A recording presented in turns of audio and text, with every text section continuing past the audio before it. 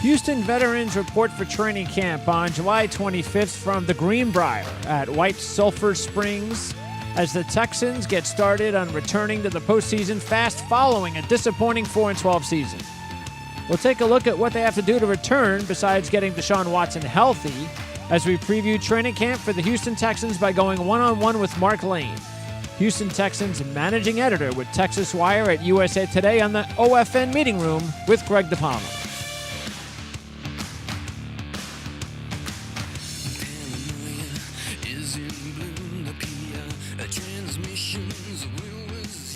All right, it's Monday, July 23rd, 2018. I'm Greg DePalma. Thanks for tuning in to the OFN meeting room as we continue to preview NFL training camps for the 2018 season.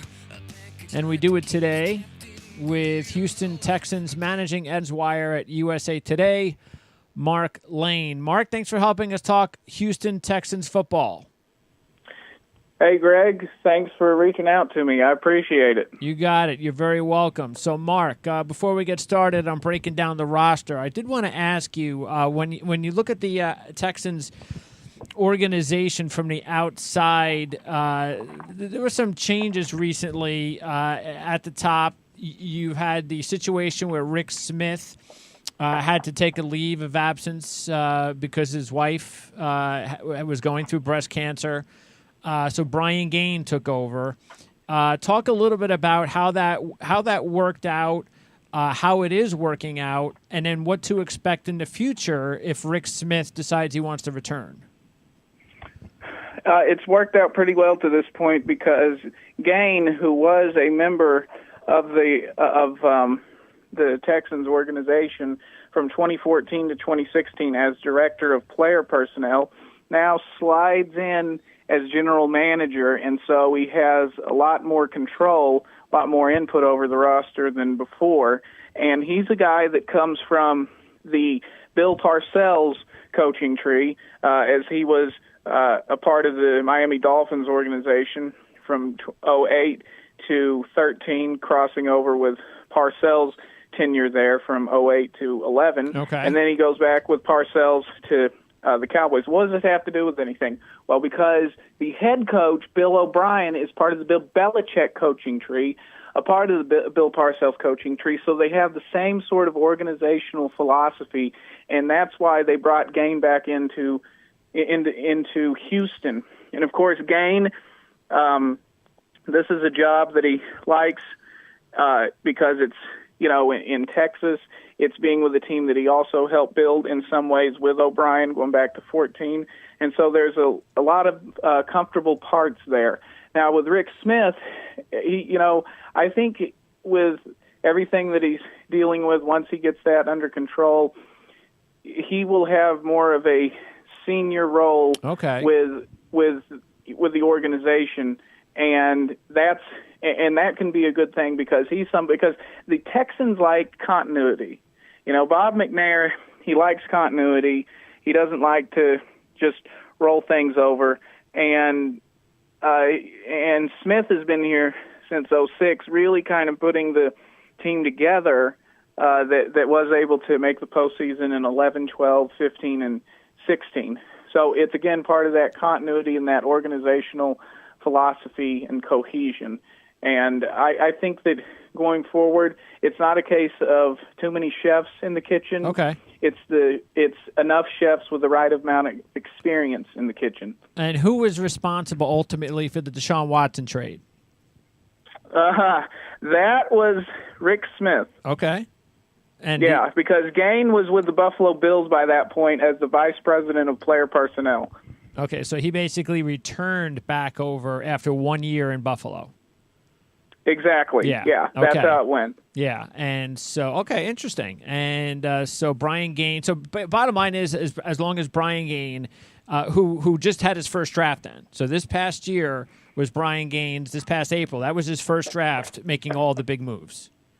Right, and also his first free agency, bringing in, Honey Badger, Tyrann Mathieu to, he brings him in on a one-year deal to play safety. He tries to go out and address the offensive line with the guards that they signed, and you see him making moves not just with the draft but also in free agency as well. All right, yeah, because he took over his first draft. He doesn't have a first or a second draft pick, but I'm sure he would gladly replace those two top picks again, knowing he's got Deshaun Watson as his quarterback. And as we segue over to Deshaun Watson in the quarterback room, it is all about Deshaun Watson. Brandon Whedon's the backup, but Watson, it's all about what he can do on the field. He was a player that I was very excited about when he entered the NFL. Thought he would perform just about the way we saw him perform. Now, I didn't think he would do it that fast, but he sure was electrifying, and as long as he stays healthy, though, and I think that's something that is definitely going to have to be monitored over his career. I mean, you look at the way he plays, he's not necessarily the biggest guy, so hopefully he could stay healthy, and if he can, it's a tremendous addition to this Houston, Texas organization. I don't care what I hear in the offseason about, well, now they've got some film on him. He ain't going to be as easy to make plays and so forth. Deshaun Watson's been making plays in big games since college. He knows what he's doing. It wasn't a fluke. He's a superstar, and he just has to stay healthy. Exactly, and I think the most significant part of Deshaun Watson's game is what happens off the field. As a rookie, mind you, as a rookie, Greg, this was a guy that J.J. Watt was coming up and talking to in between drills, that Jadeveon Clowney was going up and talking to in between drills, that the DeAndre Hopkins was talking to in between drills, because they recognize that he has the it factor. Now, whether or not that holds up with with his injuries and everything, and he can have a stellar career out of it, remains to be seen. But with what he can do, it is remarkable. Look, 34.7 points per game is what the Houston Texans averaged in Deshaun Watson's 6 starts. That was the highest in the NFL from week 2 to week 8 of the 2017 season. And it wasn't against the likes of, the Cleveland Browns or the New York Jets. It was on the road at CenturyLink Field against the Legion of Boom before injuries destroyed them last season. It was in Foxborough against Tom Brady and the New England Patriots. So he's going against great quarterbacks already in Tom Brady and Russell Wilson, and he's matching their pace, and that's the type of quarterback play that has not been in Houston. I would say, going back to Warren Moon, I know it's two different franchises, but it's the same city. And that's why he brings a lot of excitement to the Texans. But having said that, I think the Texans are pretty much making the same organizational philosophy that the Dallas Cowboys made in 2014, 2015 with Tony Romo, which is, well, it doesn't matter who we have behind him anyway, we're screwed. So if he gets hurt, he gets hurt. Let's hope he doesn't get hurt. And that could be a bit problematic if Watson is hurt. So I still think that they have to come up with ways to maximize to maximize what the team does best if Watson goes down. Yeah, as I mentioned, with Whedon as the backup, he's not a proven winner in any sense. But the biggest problem that I see, and you mentioned the Dallas Cowboys. Interesting that you mentioned it, because the Dallas Cowboys, about 5 years ago, started to build the best offensive line in football. And they had a lot of holes over the last several years, but one hole they haven't had is the offensive line. Now, it hasn't been as good the last couple of years. They have a couple of holes there, but they have 3 fantastic players. Houston, I got to tell you right now, this is my 28th training camp preview. This has got to be, on paper, the most troubling-looking offensive line I've seen so far. You're going to have to explain to me what the rationale has been this offseason. I'm sure they've got a plan. I'm sure there are players that they believe are going to fit their system, players that are going to improve, get older. But on paper, it looks worrisome. So explain to me, give me the good news of why you believe that this offensive line is going to be better than it looks. Again, I got to go back to Deshaun Watson, and no, it's because I'm not a lazy analyst. It's because I listen to what the offensive line coach Mike Devlin says. Okay. And what he said during the third week of organized team activities on June the 5th was that Deshaun Watson's escapability and his dual threat is what made that offensive line, the terrible offensive line, he made them look good for those from weeks 2 to week 8. And I think that is what Watson's going to do, is he's going to provide some smoke and mirrors for that offensive line. But when you compare him I have a term that I came up with, and I've been trying to get it to go around Twitter to get the other writers that cover the other 32 teams to answer it. But it's pretty much this: what is your team's playoff prophylactic? Well, for the Houston Texans, it's that offensive line. I think that it'll be good enough that they could win 10 games with it. But when you get into the divisional conference championship rounds of the AFC playoffs, I think that they will be exposed.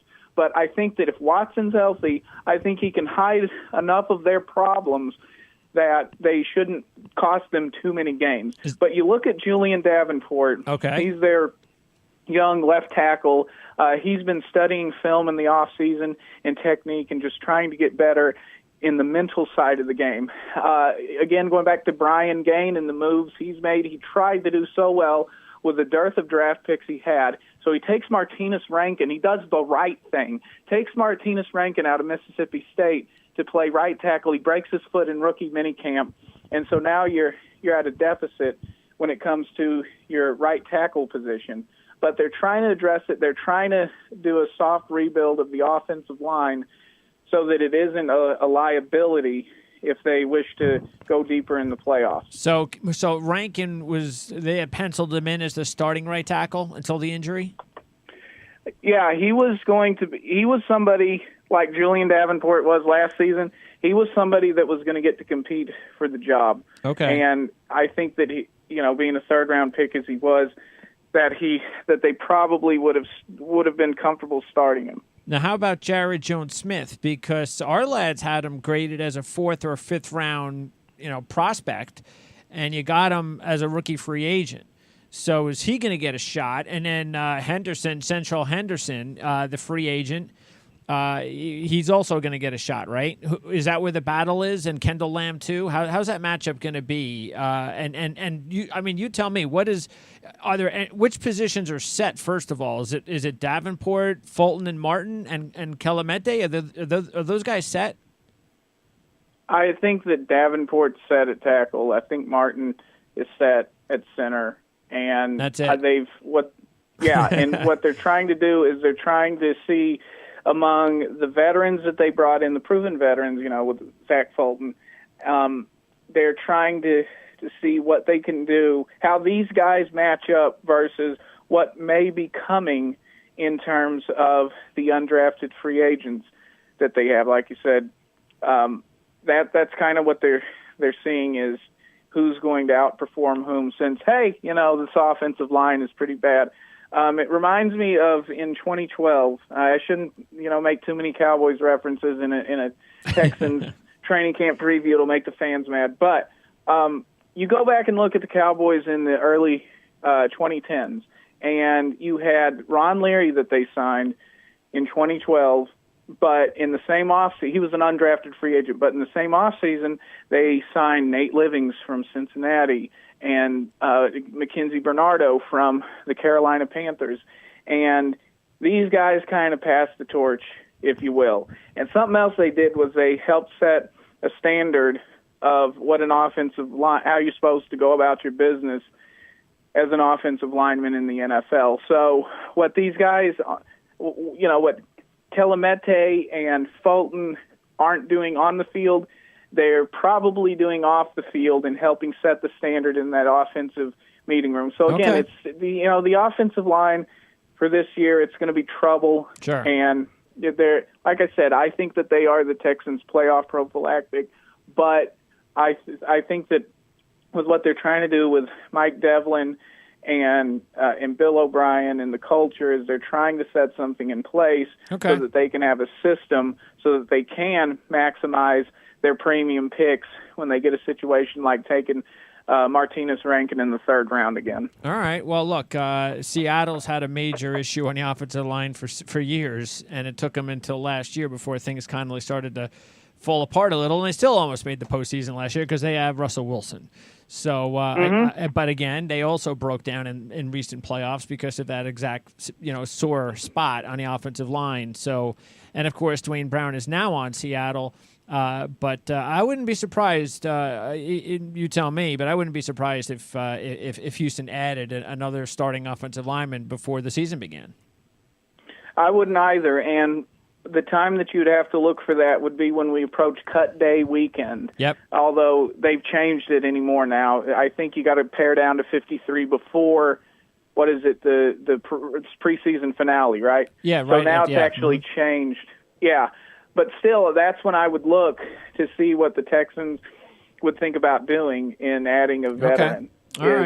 Is when you approach cut day weekend. All right, and overall though. Oh, by the way, I got to mention on that the Texans they have they're fourth in waiver priority. So when they get to cut day weekend, they would have better access. That's true. To some of the premium guys that have been let go. Okay. All right, let's go to the skill positions then for Houston. And Lamar Miller, he's not a special back, but he is a solid running back. You know what you're going to get from him. And you take a look, though, at Donta Foreman, and that's the one that intrigues me. He dealt with the Achilles situation last year, but before that, he really looked pretty surprisingly good early on as a rookie, third-round draft pick last year. The other guy that interests me at camp this year is the rookie free agent Terry Swanson, is out of Toledo. But talk about Foreman. What's his health status, and what does the running back group look like past Miller and Foreman? With regards to Donta Foreman, he doesn't know if he'll be ready for week one. And here's the good part about it, if there is such a thing. But he accepts it. He understands that it's better to be at his best and available than just available. So he's just going to concentrate on himself, and he'll be ready when he's ready, as opposed to pushing himself to be ready for week one. Lamar Miller, now, I think that he's a guy that can do well in a pass catching role, in addition to being your traditional running back. And that's something that the new running backs coach, Danny Barrett, has emphasized to the position group. Okay. Is that they also need to concentrate on being better pass catchers. And I think that's what you're going to see a little bit more of out of the Texans running backs. Now, the Texans have had they've done a good job of landing at least one or two undrafted free agent that makes the roster, that they get some utility out of. And of course, I think one of the best examples of an undrafted free agent running back that did well for them was Arian Foster. And so if Terry Swanson can just do his job, concentrate on special teams, and when his time comes, I have no doubt that the Texans will give him a shot. Okay. So his time may be, for him to make hay is probably going to be, no doubt, in training camp as Foreman is off to the side. But for sure in the preseason games and in week 1, week 2 when they take on the Patriots and the Titans.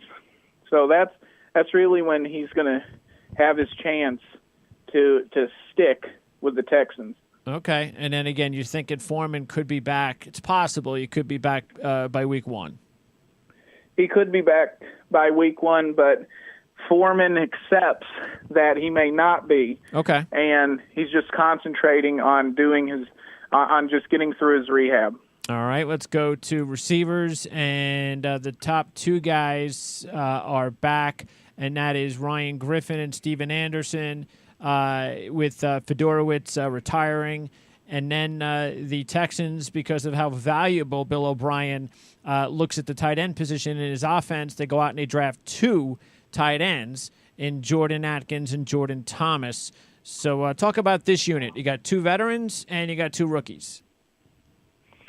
Yeah, and I think that, again, that kind of goes with the offensive line where they're just they realize that, the position's going to be a bit trouble, so why not compare a journeyman versus a rookie, young guys, and see how it all shakes out.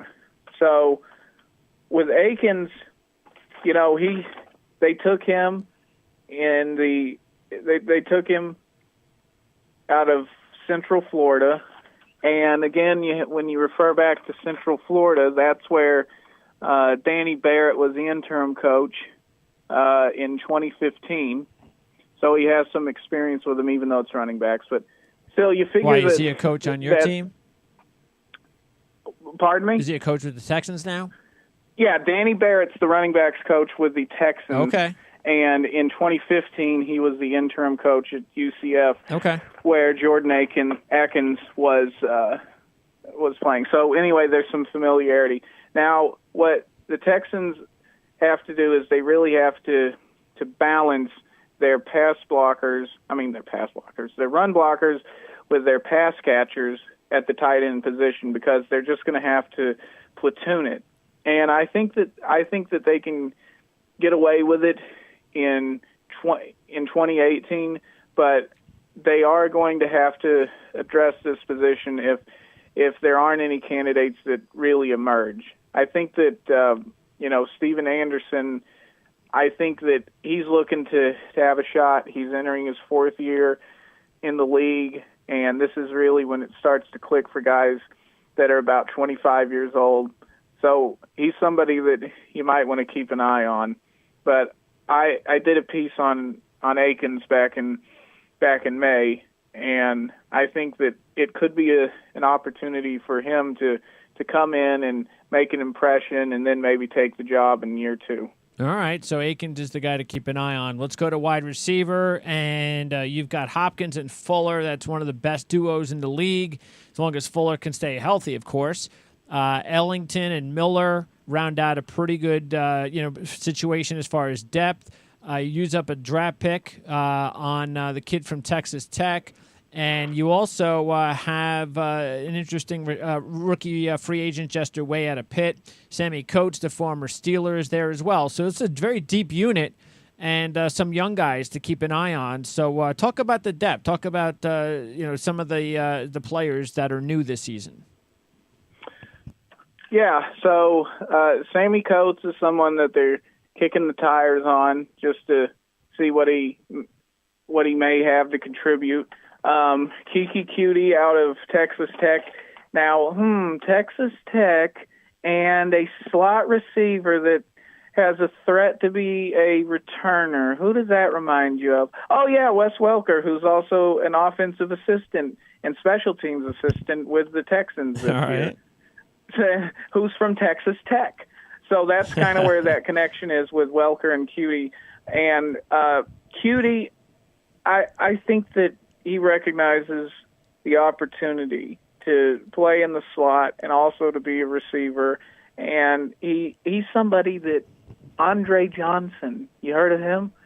Yeah. Now, Andre Johnson came out and visited a couple of practices this spring, and Cutie was somebody that impressed him. So if Cutie is impressing Andre Johnson, that kind of bodes well. We'll have to see how the hamstrings and, the high ankle sprains treat the wide receiving group throughout training camp and preseason. But Cutie could make an impact this year. Of course, he's going up against the likes of Braxton Miller, who's entering his third season with the team, kind of in the same role too. So Cutie's going to have to battle with Miller for that same job, slot receiver, returner. Okay. And we'll have to see how that plays out. I think that receiver is one of those positions that it takes a couple years to figure out. So it wouldn't surprise me if Miller puts it together finally in year 3. All right, sounds good. But the fact is, it's a really good looking unit, and definitely one that the Texans aren't going to have to worry about for several seasons. No. Yeah, no.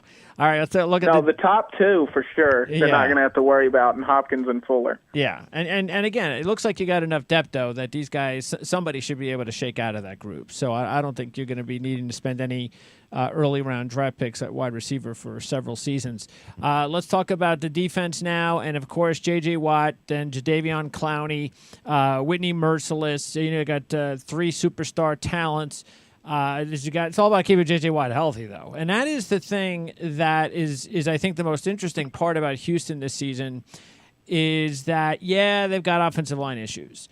But you're not only getting Deshaun Watson back, you're hopefully getting J.J. Watt back. And it is, you're talking about 2 of the best talents. I know Watts hasn't proven it yet, over a complete season, but I don't think there's any question that he is. 2 huge talents that are just going to make all the difference in the world for the Texans. So what is his status right now as far as the health of J.J. Watt and whether or not, there's any hope that he's going to be able to, finally get through a full season? He won't tell us. But he says that we will know in training camp. He basically won't tell us because he says it doesn't matter what he says. He could say he feels great, he feels bad, whatever. It's just it's gonna be in training camp when we can all see for sure. Here's the thing with Watt. I know this is going to sound crazy to say. He's only played 8 games in the past 2 seasons, and it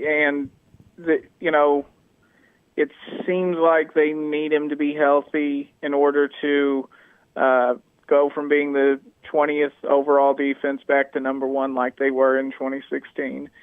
But there's a component to all of this that I think is going to mitigate against any injury to J.J. Watt. Okay. That is Romeo Crennel, who was solely the assistant head coach in 2017 as Mike Vrabel, now the Titans head coach, was defensive coordinator last season.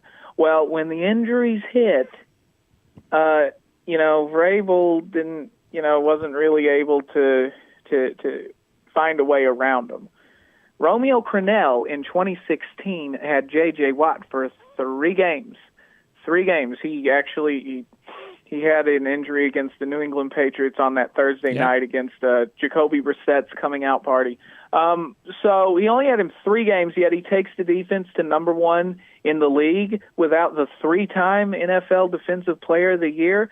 That is because Romeo Crennel is what I think he's the X factor for this defense and returning it to the top. Now, if he has a healthy J.J. Watt to play with and a healthy Jadeveon Clowney and Whitney Merciless coming back from his pectoral injury, that is really going to be problematic for every quarterback that they face this season. And that could make the secondary look a little well, too. But if Crennel has those pass rushers to work with, we'll talk about Benardrick McKinney in a bit. Sure. But if he has those pass rushers available, and then you have Joel Heath as part of the rotation, and then you have DJ Reader, the space eater at nose tackle, Vince Wilfork's successor, who's really coming on. Mm-hmm. That is a formidable front 7 that I don't think anybody will want to face. How is Merciless and the only as thing well? that could stop him is injuries. And how's Merciless? Merciless is doing well. He's recovered from that torn pectoral. He's ready to go. He's excited that Crennel is back calling the defense because there's that familiarity there. And he's ready to help return the Texans back to being a top 10 defense. All right. Anybody it looks like, starting on the defensive line, by the way, it looks like everybody that was the main contributors are all back, right? There's no new talent that we should keep an eye on. No, you've got, like I said, DJ Reader, he's back, Carlos Watkins. he's somebody that they expect to make a contribution in his second year. Joel Heath, these guys, I don't know if they'll be household names just because of how much limelight J.J. Watt and Jadeveon Clowney take. And, I mean, even Whitney Merciless to a degree, a fan favorite that he is. But these are guys that are definitely going to get in on the rotation that Romeo Crennel is cooking up. Okay, and that includes Covington, Blackson, and Brendan Dunn, right? Right. Okay. At linebacker, we mentioned Merciless. Of course, there's Clowney and Bernardrick McKinney. And you can go ahead and gloat over him as well because he led the team in tackles last year. Very good run stuffer. And then paired along with Zach Cunningham, and he's a favorite of mine. I'm a big college football fan. Love to see him play in college. Not surprised that he took off last year too. That might be the best run stuffing duo, in 3-4 defenses in the NFL. Yeah, Bernardrick McKinney and Zach Covington. Cunningham, sorry. They're why Brian Cushing is a free agent, let's say. They really excelled in that 4-12 season. And McKinney, he was rewarded with a contract extension, which he called a blessing. And it was a blessing not just because of the big bucks that he got, but because the Houston Texans said, we want you to be a part of our future with what we're building here. And that's why he considered it a blessing. So McKinney, I think, as he enters his, they took him 15, 16, 17, 18, his fourth year with the team. I think that he's going to take the next step, and I think that he's somebody that probably could make a Pro Bowl. I mean, we'll have to see because you have C.J. Mosley out there, and you have some guys in the AFC that could take away votes for inside linebackers. But I do think that get to the postseason, get to a playoff game, and then he'll get on the he'll get on the in the Pro Bowl. Yeah, exactly. But that is what it's going to take, and I think that that's where McKinney wants to take the Texans is into the postseason and not just to the bank to cash his big extension. All right, now talk about some of the you talk about players that aren't household names on the defensive line. Talk about the linebackers. You got two rookies. You got another rookie free agent, Davin Bellamy, who's interesting. And then you brought in free agent Josh Keyes. So those are some of the new faces to go along with the stars and some of the role guys that include, Dylan Cole and so forth, Brendan Scarlett. But talk about some of the rookies and Josh Keyes and how they're going to work into the unit. Yeah, they'll work into it by backing up Merciless and Clowney, and if God forbid an injury happens to Clowney, well, there you go. Now you're gonna get some playing time, aren't you? Anybody sticking out from rookie minicamp or OTAs? Any out of this young group? No, only because of how top heavy the linebacker position is at this point. Okay. I think that, and plus, Bill O'Brien, he calls this basketball on grass. This portion of the offseason. There's no real hitting going on, so it's harder for these guys to stand out at this point. But I think when we get into training camp, it'll be pretty evident, and definitely when you hit preseason. Well, I would think though with the injuries too, we're going to see some of these young guys play a lot, aren't we? You don't want the veterans out there much. No, they are going to be cautious with Jadeveon Clowney as he comes back because Clowney he had that knee surgery in January that cost him his playing in the Pro Bowl, and so he's recovering from that. He says he feels well, and but we'll have to see when we. Here's the difference: Deshaun Watson has already said, "Yeah, I'm a full go" after tearing his ACL on November 2nd. You haven't really heard Clowney or Watt, for example, say that they're a full go. Just, you'll see how I'm doing once we get to training camp. So that does create reps for the younger guys. All right, let's go to the defensive backfield, and three of the top guys are still there. They've been there for a few years now: Joseph, Kareem Jackson, and Kevin Johnson. You brought in Batamosi from New England, Colvin, who's a good slot corner. You brought him in. You got rookie Jermaine Kelly. Start at corner, first of all. And Kevin Johnson, explain the ups and downs of Kevin Johnson's career and whether or not he's ready to go back up. Yeah, Kevin Johnson, he's somebody that the team took they took him, I think it was in 2015. Yeah, first round 15, and, yep. Mm-hmm. Yeah, they had hopes for him to just play opposite of Joseph, and away we go. But instead, he's had his up and downs. He's only had one career interception, and he hasn't really made plays, and he's kind of the weak spot. And he's also been injured a lot, hasn't he? That's been the problem too. Is the availability issue has compromised his ability to make an impact in the secondary. Yep. And they picked up the fifth-year option on him. So the team must think that they're due for an uptick in production in 2018, but I wouldn't be so sure about that. And with Kareem Jackson shifting back to safety to fill the hole left by Andre Hall, that creates it just creates anxiety. Now, Aaron Colvin, who they signed from the Jacksonville Jaguars, even though he played slot with A.J. Bowie and Jalen Ramsey playing the outside going to the Pro Bowl, Colvin wants to play some outside for the Texans.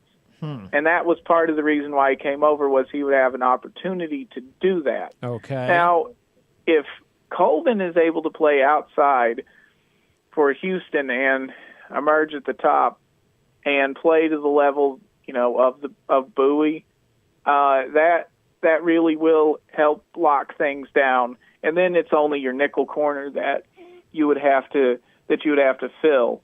And Batamosi, he's somebody that, Kevin Johnson, he could probably fill the nickel role. Sure. But I think that for this unit, the less you see of Kevin Johnson, the better. And so, okay. What about Ty Matthew, though? You drafted Justin Reed, and then you mentioned Ty Matthew comes in. And I like Justin Reed, by the way. So you bring in Ty Matthew, and Andre Hall played pretty well last year. At least it looked like he did. So you mentioned Jackson going to safety. How is this all going to work then? Who's playing where? Who's not playing? All right, so Jackson goes to safety because Andre Hall was diagnosed with Hodgkin's lymphoma in early June, and his status is out. Yeah, so okay. he's out. So there you go. Already you're starting off with a deficit at safety. Got it. So they take Kareem Jackson and they slide him on the back end to play safety in his 9th year. So now you've got Matthew on a 1-year deal.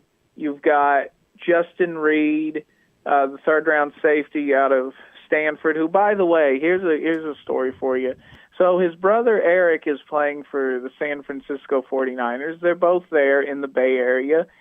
And Justin Reed is going over to Eric's house and watching NFL film with him. All right. Not NFL. I shouldn't have said, you'll think like Steve Sable stuff. I mean, he's watching tape from the 49ers' upcoming opponents. He's getting a head start on how to watch film at the pro level and how to break things down. So he's kind of, in some ways, been taking concurrent classes when it comes to playing safety. Now, whether or not that translates on the field remains to be seen, but it does breed optimism that he can come in there and make things happen for the Texans, at least to hold things down and not make them so anxious about Andre Hall being gone and Kareem Jackson having to slide back. I still think that they should, with the Texans having the cap space that they do.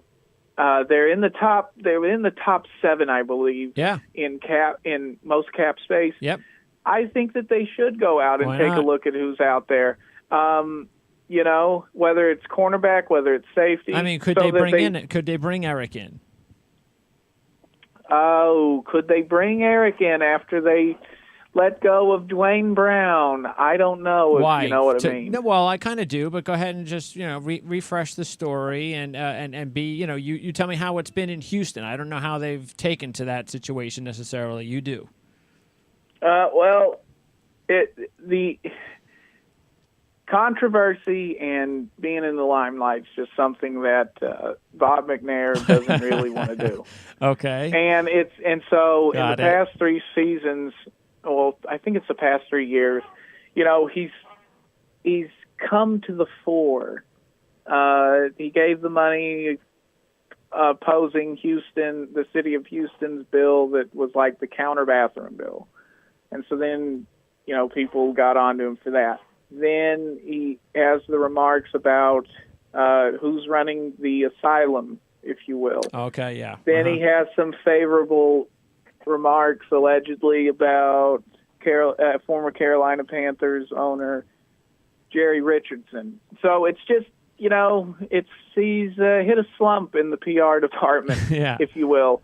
And just the Dwayne Brown thing, it kept all of that ignited, and so then if you bring in an Eric Reed who has identical sympathies, then once again Houston is one of the brush fires in the whole anthem conflagration, and I don't think that McNair wants to be a part of that.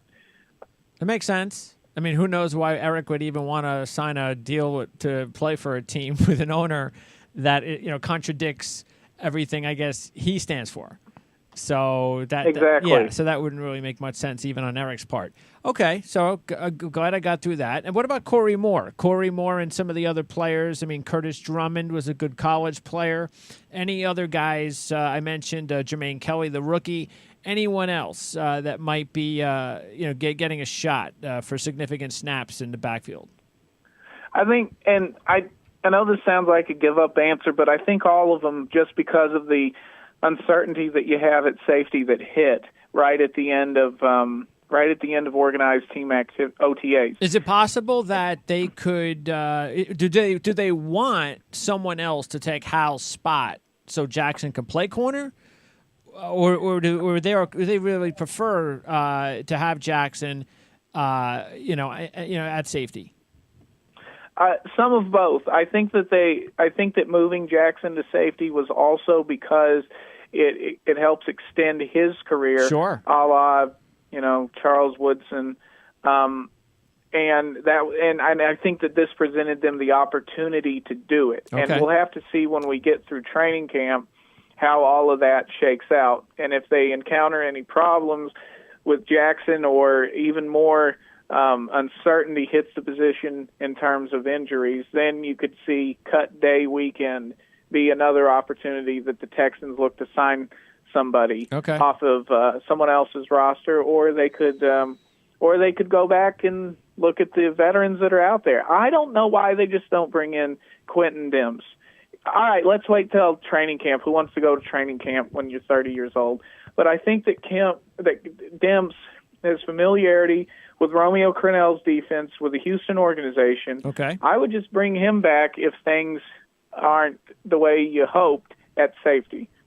All right. I mean, but it does look like overall the defense, even though there are some questions, injuries, where a player is going to play and so forth, if they're healthy this season and a few things work, especially in the defensive backfield, it's got the makings of one of the best defenses in the NFL. Yeah, I think, Madden-wise, in terms of you just fire up the console and start playing, and you get the rosters that were assembled at the time, in June, whenever the game comes out. Uh-huh. I think that this is definitely one of the top 5 defenses in the league, even with the question marks that they have with Hall in the safety position.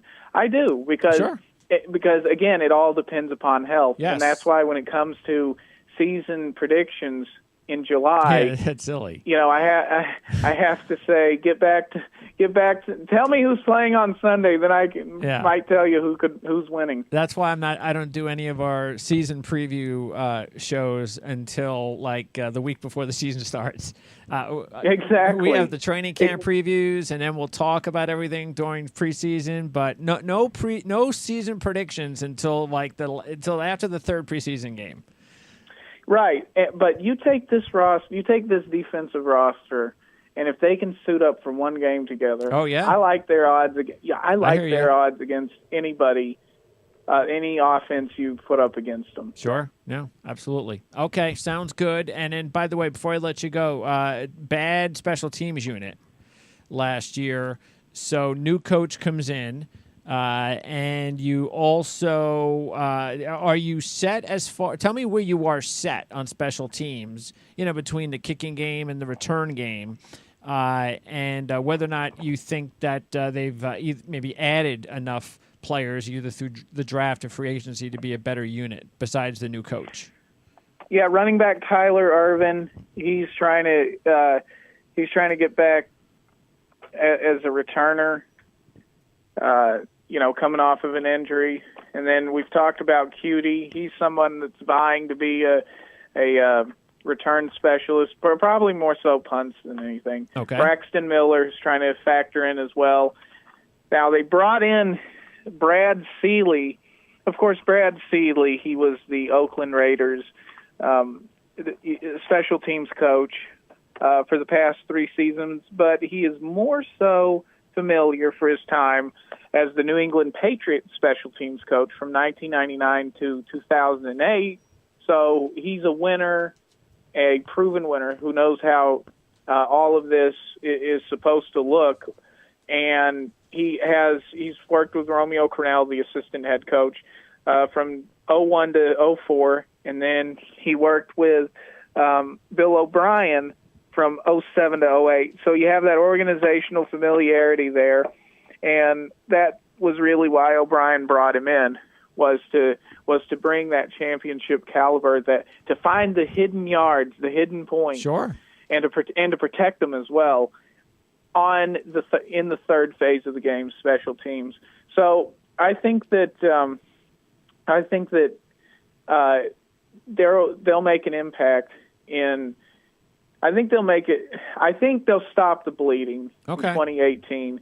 Going forward, I think they've laid down a great philosophy on special teams that perhaps they could turn things around, and then it's starting to contribute, and then they can cover for the lack of a running game, if you will, wherever there's a deficit on the team. And what about the kicking game? I mean, Leckler's like 64, so is he coming back again? I mean, he just keeps kicking well, though. So I joke, but, I mean, it's amazing how he just continues to do a great job year after year. So are they set at both spots? Yeah, they've got Trevor Daniel, the rookie from Tennessee. He's going to come in. He's going to take the preseason punts and so forth, but it also helps you churn the bottom of the roster, if you will, and to see, Daniel, he's doing well. He's doing better than Leckler, even though he is from Texas A&M, just up the road on 190. Okay. So maybe it's time to go ahead and old Yeller Leckler, if you will. Sure. But I think that Leckler gives them stability, even at 41 years old. Yep. That and here's something else. He's also worked with, if I'm not mistaken, I think he's worked with Brad Seeley. I could be wrong about that, but he just gives you some stability. Now, Fairbairn, that is a situation where, he's entering his third season. I would like to. You got to have those points. Yeah, competition. A good kicker. He needs competition. Yeah. He's missed too many extra points. Yeah, because I can tell you right now, we look at some of these quarterbacks, and we talk about, oh, they're great, they're clutch in the fourth quarter, they're a captain comeback, blah, blah, blah. A lot of that has to do with their kickers. And I know that sounds crazy because, kickers aren't really football players or whatever. Well, but if the Patriots you don't aren't have the Patriots without Vinatieri. Exactly. If you don't have a kicker that can tie the game to put it into overtime or to take the lead, then that goes back on the quarterback, and then, doesn't it look like he can't? He just doesn't come through in the clutch. And you got to find a kicker that you can pair with Deshaun Watson's talent in his penchant, for trying to lead a comeback. You got to find that. And I just don't know if Fairbairn's going to be that, but, we'll see. He's got a strong leg. I mean, he was 3 or 4 from 50-plus. He's got the talent, but, again, he's young. So maybe this is where everything kind of works in his favor. He has a good camp. They feel comfortable. He starts the season, and as long as he doesn't screw up early, maybe things will work out. But, look, kickers, as we all know, they're a dime a dozen, and they're always there's always going to be a couple of teams that are going to add a new kicker at some point during the preseason, and even sometimes cuts. A new kicker will come in who hasn't even kicked in the preseason for a team, and they're kicking for them in week 1. So he exactly. Yeah. So he'll get a shot, but I'm sure the Texans would love to see him win the job before they go out and sign anybody off the street. Okay. Yeah, you always want to have that organizational stability. Yes, especially a young kid. All right, sounds good. So that will do it, Mark. I appreciate it. Again, I mean, look, do you a baseball fan at all? I know about it. I'm not really a fan. Well, I'm going through a miserable season in baseball because my baseball team is underachieving because they've had most injuries over any team in baseball. And there's nothing that frustrates me more in sports than injuries. So 24 players on IR, that's what the Texans ended with, 24. And then when you factor in who got injured, for example, that's right. Watson and then Whitney Merciless and then J.J. Watt, then they're more impactful, so it goes beyond just a number. Yep, and so, but it also does, at least there's hope that if everybody's healthy, it makes it a lot easier for a faster turnaround, and hopefully Houston will stay healthy. That's what you want as a sports fan, is for every team to be at their best. Good luck with that, covering the team. And hopefully you'll have an enjoyable season because you don't want to see guys hurt, especially when you're covering the team.